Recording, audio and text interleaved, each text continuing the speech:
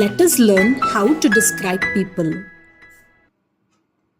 Meena is a young and energetic girl. Meena ಯುವ ಮತ್ತು ಉತ್ಸಾಹಭರಿತ ಹುಡುಗಿ. Meena's mom is a kind and helpful woman. ಮೀನಾಳ ತಾಯಿ ದಯಾಳು ಮತ್ತು ಸಹಾಯಕಾರಿ ಮಹಿಳೆ.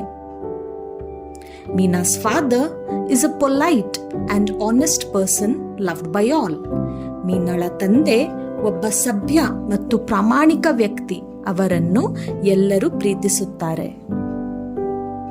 The guests in Meena's home were a mix of tall and short, slim and plump, young and old friends.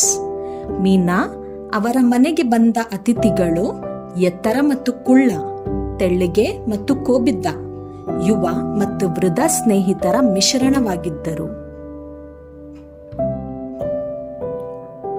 There was a Jack, a brave and curious boy.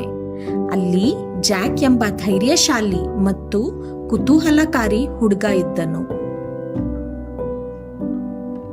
Sophia is a quiet and creative girl who loved art. Sophia ಶಾಂತ ಮತ್ತು ಸೃಜನಶೀಲ ಹುಡುಗಿ, ಅವಳು ಕಲೆಯನ್ನು ಪ್ರೀತಿಸುತ್ತಿದ್ದಳು.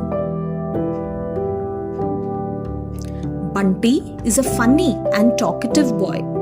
ಬಂಟಿ ತಮಾಷೆಯ ಮತ್ತು ಮಾತನಾಡುವ ಹುಡುಗ. Meena's neighbor Mona is a bit shy and nervous today. ಮೀನಾಳ ನೆರೆಮನೆಯ Mona ಇಂದು ಸ್ವಲ್ಪ ನಾಚಿಕೆ ಮತ್ತು ಆತಂಕದಿಂದ ಇದ್ದಾಳೆ. Meena was a responsible and grateful girl. ಮೀನಾ ಒಬ್ಬ ಜವಾಬ್ದಾರಿಯುತ ಮತ್ತು ಕೃತಜ್ಞಳಾದ ಹುಡುಗಿಯಾಗಿದ್ದಳು. In this video, we have come across 22 words which are used to describe people. I hope you like this video. Thank you.